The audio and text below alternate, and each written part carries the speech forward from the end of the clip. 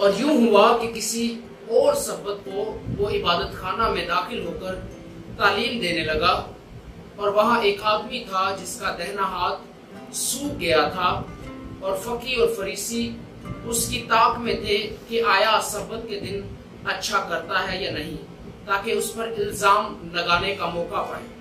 मगर उसको उनके ख्याल मालूम थे। बस उसने उस आदमी से जिसका हाथ सूखा था कहा, उठ और बीच में खड़ा हो। वो उठ खड़ा हुआ। यीशु ने उससे कहा, मैं तुझसे ये पूछता हूँ कि आया सब्बत के दिन नेकी करना रवा है या बदी करना, जान बचाना या हलाक करना? और उन सब पर नजर करके उससे कहा, अपना हाथ बढ़ा। उसने बढ़ाया और उसका हाथ दुरुस्त हो गया। वो आपे से बाहर होकर एक दूसरे से कहने लगे कि हम यीशु के साथ क्या करें। कलाम मुकद्दस का पढ़ा जाना, सुना जाना, अमल किया जाना हम सबके लिए बाइस बरकत हो। आज हम सब्बत के बारे में सीखेंगे कि सब्बत क्या चीज है। हम पुराने अहदनामा में अगर सब्बत को देखें तो हमारे लिए बड़ा खास दिन जो है वो बनाया गया है। वहां पर कलाम मुकद्दस में, पैदाइश की किताब में, अगर हम पहले बाब में ही इसका जिक्र देखना शुरू करें तो कलाम फरमाता है कि खुदा ने पहले दिन आसमान और जमीन को बनाया। खुदा ने कहा चाहे, इसी तरह सारी चीजों को जब वो छठे दिन तक जब वो कंप्लीट करता गया, खुदावन ने कहा अच्छा है। और जब खुदावन कलाम मुकद्दस में लिखता है कि अपने सारे काम से फारिग हुआ तो खुदावन ने कहा जो कुछ मैंने बनाया उस पर नजर की, और खुदावन ने कहा खूबसूरत है, अच्छा है और मैंने बेहतरीन बनाया है। लेकिन खुदावन ने कलाम मुकद्दस में दूसरा बाब जब शुरू होता है तो वहां पर लिखा है कि खुदावन ने सातवें दिन को क्या दी? बरकत दी। और सातवें दिन का जो है वो खुदावन ने आराम किया। खुदावन ने उसे सब्बत ठहराया। और कलाम मुकद्दस के अंदर सब्बत का जो मतलब हमें मिलता है वो है आराम का दिन। क्या है? आराम का। यानी खुदावन ने ये लागू किया। खुदावन ने ये अपने लोगों को, बाद में इसराइल को जब शरीयत दी, खुदा ने उनको ये बात बता दी कि 6 दिन तुम काम काज कर सकते हो, तुम 6 दिन मेहनत मुशक्कत कर सकते हो, लेकिन 7वां दिन जो है वो आराम का दिन है, वो खुदा का दिन है। उसमें खुदा के साथ जब वो चलना है, इबादत करनी है, खुदा के साथ जब वो टाइम स्पेंड करना है और आराम करना है।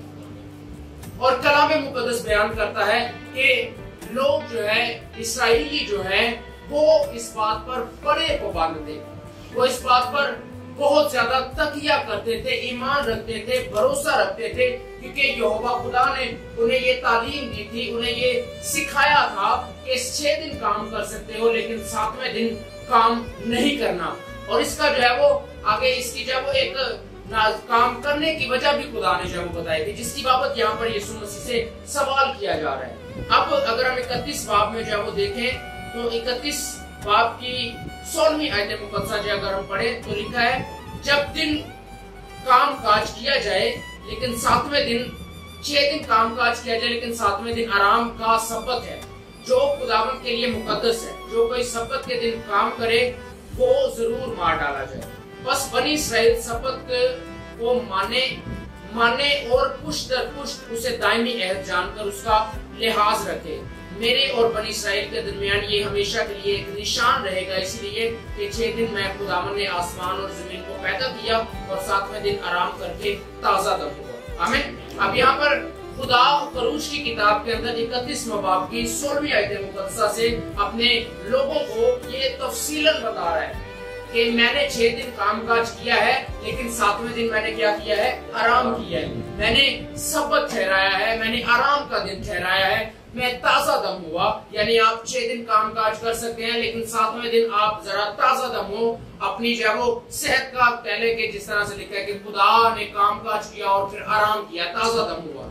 और अपने लोगों को भी क्या कह रहा है? ऐसा करना है, पुष्ट दर पुष्ट करना है, नस्ल दर नस्ल करना है। अगर नहीं होगा तो मैं तुम्हें क्या करूंगा? मार डालूंगा। बल्कि उसने ये हुक्म दिया अपने कवानीन के अंदर कि जो कोई फॉलो ना करे, जो कोई इसको माने ना, उसको क्या कर दिया जाए? हलाक कर दिया जाए, उसे काट दिया जाए। उसका बनी इस्राएल में कोई बकरा नहीं है, उसको काट दिया जाए, क्योंकि उसने खुदा की तालीम को रद्द किया, उसने खुदा की बात को माना नहीं है। इसलिए सब्बत के दिन इस्राएली लोग जो वो इस तरह से करते थे। और बल्कि एक और बड़ी खास बात है, एक शख्स है वो जंगल में लकड़ियां चुनने के लिए चला गया। हुक्म तो ये है कि काम नहीं करना सबत के दिन। एक शख्स है वो लकड़ियां चुनने के लिए जो है वो जंगल के अंदर जब वो चला जाता है, इस्राएल के कुछ लोग जब उस शख्स को देख लेते हैं और फौरन उस शख्स को पकड़ के मूसा के पास ले जाते हैं कि ये शख्स सबत के दिन क्या कर रहा है, काम कर रहा है। और कलाम में लिखा है उसे संसार किया गया, उसे मार डाल। क्यों? खुदा ने भी कोई मतलब खुदा के मुंह की बात तो ये है कि मार डाला जाए, कि ये सबत की बेहुरमती है। सबत के दिन चाहे वो काम काज करना चाहे वो क्या है, बेहुरमती है। इसलिए खुदा ने उसे क्या कहा, इसे मार डाला। लेकिन मसीह यीशु में जब हम आते हैं, जब हम मसीह यीशु की तालीम पर आते हैं, जब हम फसल के दौर में आते हैं, तो मसीह यीशु यहाँ पर हमें जो आज हमने बात सीखी है बड़ी खास बात बयान करता है और कहता है, यीशु ने उनसे कहा, मैं तुमसे ये पूछता हूँ कि आया सबत के दिन नेकी करना रवा है या बदी करना?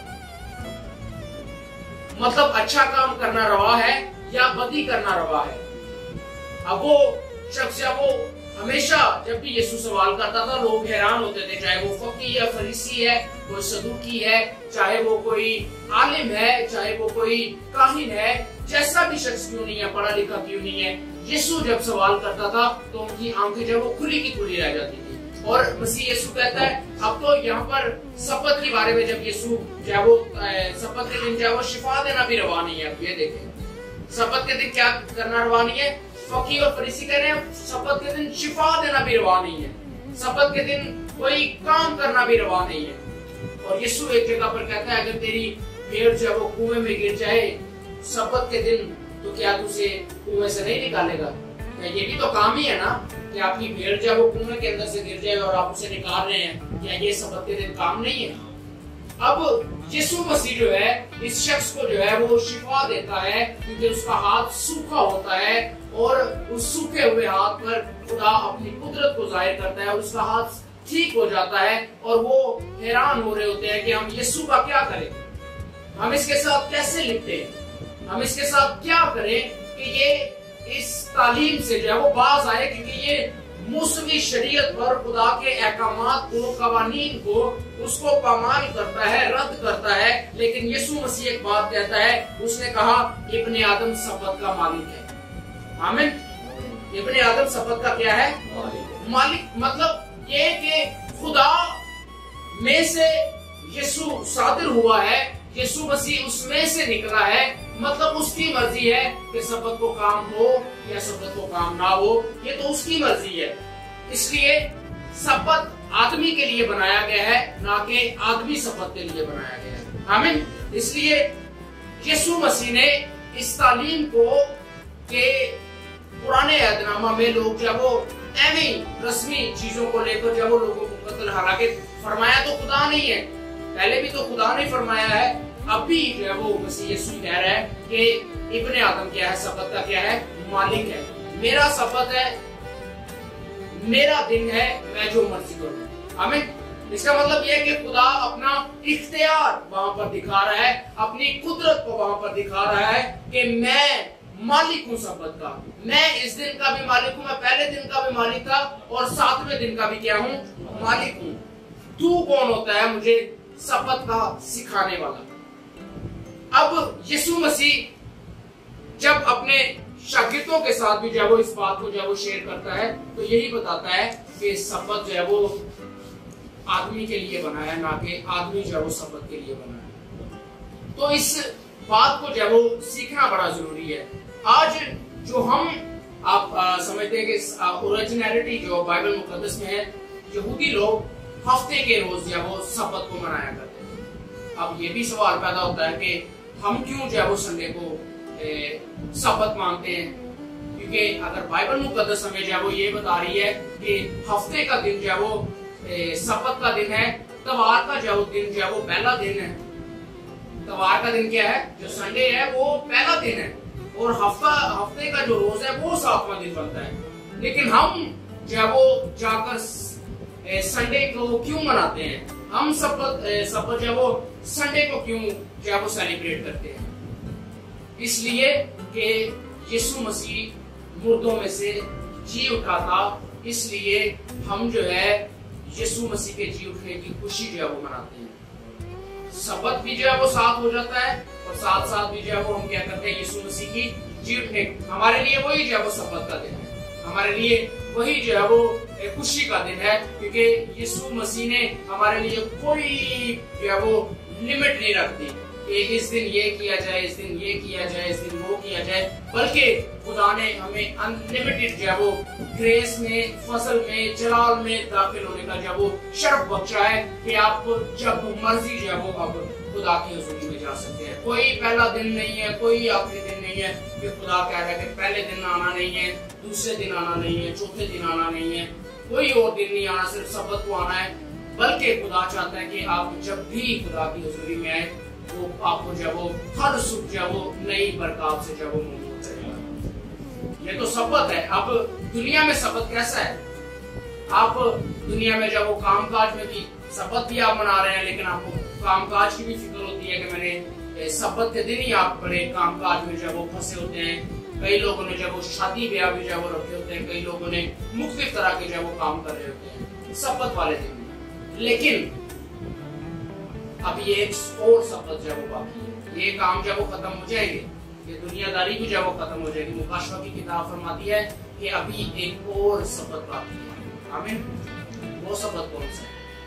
वो सबत वो है जब हम सारे इस जहान में से जब वो उठा लिए जाएंगे और वहां पर अबदी आराम।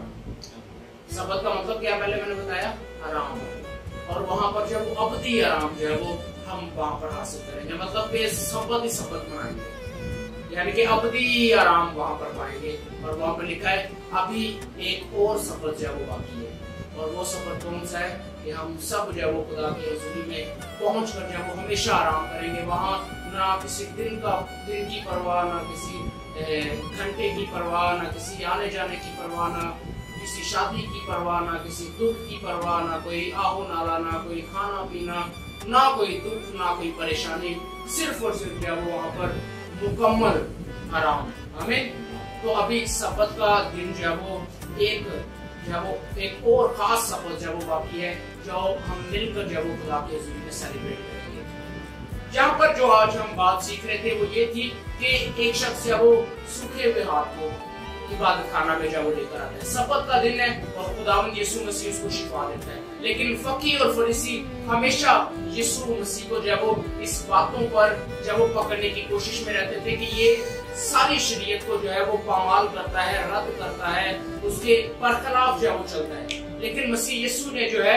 आपको बताना चाहता हूँ कि दो शरीयत जो है वो दो पहलू की शरीयत थी। एक जो है वो रस्मी शरीयत थी और दूसरी, मैं पहले भी बता रहा था कल, कि रस्मी शरीयत और दूसरी इखलाकी शरीयत। रस्मी शरीयत में ये होता है, रस्मी शरीयत में ये था कि हम गाय, बैल, बछड़े, बकरे और तरह तरह की जो कुर्बानियां खुदा की हुजूरी में करते थे। मसीह यीशु ने अपनी कुर्बानी से वो खत्म किया। फिर यीशु मसीह ने अपने फजल से, अपनी मोहब्बत से खुदा ने उन तमाम चीजों को, इसमें कत्ल गारत, जैसा कि सबत के दिन में जो है कोई अगर सबत के दिन को जो पामाल करे, मार डाला जाए। अगर कोई जब अपने माँ बाप की जब वो बेइज्जती करता है तो ये तो गलत बात है। लेकिन पुराने अहदनामा में वो भी वहां पर वाज़ेह लिखा है, जो कोई अपने माँ बाप को अहमक कहता है, बेइज्जत करता है, उनको जब वो गाली बकता है, वो काट डाला जाए।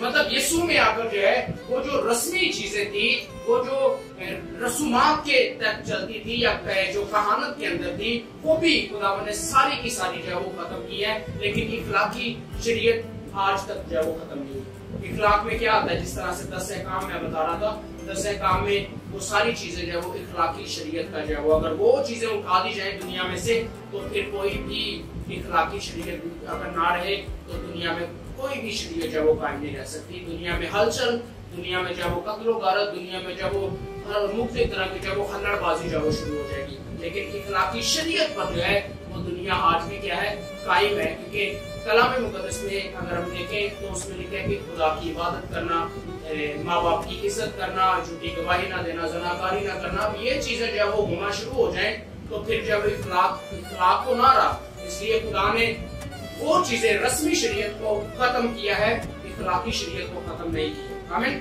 इसलिए खुदा ने सबत को भी ये चीज के कहकर किया है, खत्म नहीं किया, बल्कि उसने सिर्फ ये कहा है कि कोई भी दिन जो है वो आप जब मर्जी खुदा की हुजूरी में आ सकते हैं। आप जब मर्जी खुदा के साथ जो वो जिस दिन भी जो वो आप खुदा के साथ जो वो टाइम स्पेंड कर सकते हैं। खुदा ने आजादी दी है कि हम उसके साथ जो वो टाइम स्पेंड कर सकते हैं। कोई दिन नहीं रहा, बल्कि खुदा ने हर एक दिन को जो है वो आपके लिए जो वो मुकर्रर किया है। खुदा ने आपके लिए बरकतों का दिन मुकर्रर किया है, ताकि आप सबत को भी आप जा सकते हैं, आप संडे को भी जा सकते हैं, आप जो वो मंडे को भी जा सकते हैं। कोई दिन भी जो है वो खुदा की हुजूरी में जो आप गुजार सकते हैं, क्योंकि खुदा इस चीज का भूखा और प्यासा है कि उसके लोग जो है वो उसकी तरफ जो वो माइल हो, उसकी तरफ रजू करे, उसकी इबादत करे, उसकी प्रस्तिश करे, उससे प्यार करे, उसको धन्यवाद करें, क्योंकि खुदा ने हमें इसलिए पैदा किया है कि हम अपने सारे दिल, अपनी सारी जान और अपनी सारी ताकत से अपने खुदा से क्या करें,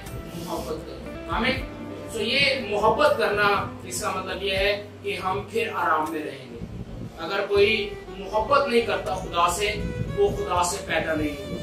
जो कोई खुदा से मोहब्बत करता है वो खुदा से पैदा होगा। ये शर्फ है हमें, इसलिए कि हम उसके बेटे और बेटियां बन जाते हैं। हम उसको अब्बा यानी बाप कहकर पुकार सकते हैं कि वो हमारा बाप है। और कलाम में लिखे यूहन्ना की इंजील में कि जिन्होंने उसे कबूल किया, उसने उन्हें अपना फर्जंद होने का क्या बख्शा, हक बख्शा। और ये हमें हक है कि हम उसको जब वो बाप कहकर पुकार सकते हैं। आज हम सबत के बारे में सीख रहे थे, इसको ज़हन में रखिएगा कि हम मसीही जो है वो सबत क्यों मनाते हैं। इसलिए मनाते हैं क्योंकि यीशु मसीह जो है वो संडे को क्या हुए थे, वो जी उठे थे, इसलिए हम जो है वो उस दिन जो है वो सबत को सेलिब्रेट करते हैं। यहूदी आज भी सैटरडे को मानते हैं, यहूदी आज भी जो हफ्ते के रोज को जो है वो सेलिब्रेट करते हैं, सबत को आज भी सेलिब्रेट करते हैं। वो 6 दिन काम काज करते हैं, सैटरडे को जो है वो आज भी जो है वो सबत को जो है वो मानते हैं। लेकिन यीशु मसीह ने जो है ये बात साबित कर दी कि इब्ने आदम जो है वो सबत का मालिक है। खुदा ने आपको भी जो है वो मालिक बनाया है, खुदा ने आपको भी जो है वो इख्तियार बख्शा है कि आप जब मर्जी उसके काम काज को जो है वो कर सकते हैं, उसके नाम को जलाल दे सकते हैं। एक शख्स आप जानते हैं 38 बरस से जो है वो हैकल के अंदर पड़ा हुआ था, बैतहस्दा के हौज के सामने। यीशु ने उसे शिफा दी थी। 38 साल से वो जो है वो बीमारी में मुब्तला था। फकीर और फरीसियों ने देखा, सबत का दिन था, यीशु ने उसे शिफा दी। उसने कहा कि अपनी चारपाई उठा और चल फिर। उसने अपनी चारपाई को उठाया और चल फिर रहा। और वो जो फकीर और फरीसी हैं वो देख रहे हैं कि ये शख्स तो हमने देखा है कि ये तो पड़ा हुआ था, इससे पहले तो कोई और शिफा पा के चला गया है, किसी ने फरिश्ता आया है, उसने हाथ अपनी उंगली को हिलाया है हौज के अंदर, और वो तो कोई और शिफा पा के चला गया था। ये कौन शख्स है? ये तो पड़ा हुआ था वहां पर वैसे ही, ये कैसे अपनी चारपाई उठाकर चलो? उसने बुलाया उसे, उसने कहा कि किसने शिफा दी है तुझे? उसने कहा मुझे नहीं पता। यीशु मसीह उधर से थोड़ी देर के बाद उस शख्स के साथ दोबारा टकराव हुआ और उसने कहा कि आइंदा गुनाह ना करना, ये ना हो कि ज्यादा मुसीबत में पड़ जाए। इसलिए उस शख्स ने फिर जो है वो दोबारा आवाज को बुलंद किया कि मुझे जिसने शिफा दिया वो तो यीशु मसीह है। और फिर फकीर फरीसी जो है वो यीशु का पीछा कर रहे हैं। क्या वो कह रहे थे कि तू सबत के दिन को क्यों पामाल करता है? क्या तुझे पता नहीं कि सबत के दिन शिफा देना रवा नहीं है? लेकिन यीशु ने कहा अगर तेरी भेड़ कुएं में गिर जाए तो तू उसे सबत के दिन निकालता है, और मेरी भेड़ जिसे मैं प्यार करता हूँ, जिसे मैं मोहब्बत करता हूँ, जिससे मेरा रिश्ता है, जिसके लिए मैं अपनी जान देता हूँ, वो किसी मुसीबत में हो, वो किसी परेशानी में हो, वो किसी लानत में हो, वो किसी बीमारी में हो, वो किसी तंगदस्ती में हो, वो किसी मदरूब गिरफ्तार जो है वो हालत में हो, वो किसी अबलीस के शिकंजे में हो, क्या मेरा दिल नहीं करता कि मैं अपनी भेड़ को जो है वो उस मुसीबत से बाहर निकालूं? आमीन। मतलब ये है कि खुदा कोई भी दिन जो है वो उसकी वो मालिक है। सबसे बड़ी बात तो ये है कि वो क्या है? मालिक है। हर दिन का जो है वो मालिक है, हर सदी का, हर साल का, हर हफ्ते का जो है वो मालिक है। वो कुछ भी करे उसकी मर्जी है। आमीन। और इसलिए खुदा ने उनको ये बता दिया कि ये चीजों से जो है वो बाहर रहो। बल्कि खुदा चाहता है अगर कोई भूखा है और सबत के दिन आप कहें कि गिलास उठाकर जब उस शख्स को जब वो पानी भी ना दिया जाए तो क्या समझा जाए? इसलिए खुदा ने अपनी कुदरत को वहां पर जाहिर किया, खुदा ने अपनी बरकत को, और खुदा ने ऐसी चीजों को जब वो मुतारफ करवाया अपने लोगों में कि उन बुरी बातों से जब वो बाहर आओ और इन अच्छी चीजों की तरफ जो माइल हो, किसी को मुसीबत में देखते हो तो उसकी मदद करो, ना कि ये कहो कि तुम्हें जब कल हम जब तुझ पर दुआ करेंगे या कल आकर जब हम तेरी हेल्प करेंगे, क्योंकि आज सबक का दिन है। इसलिए जरूरी है कि हमें भी ये जरूरी है कि हम भी हर दिन जब खुदा की हजूरी में कैसा भी अच्छा काम करें, हम हर काम जब खुदा की हजूरी में कर सकते हैं, ताकि खुदा के नाम को जिसके वसीला से जब जलाल मिले। आमीन। तो आप सब जो है वो खुदा के कलाम की वजह से वसीला से खुदा आप सबको बरकत है। और याद रखिएगा कि सबक का मतलब ये है आराम का दिन। आमीन।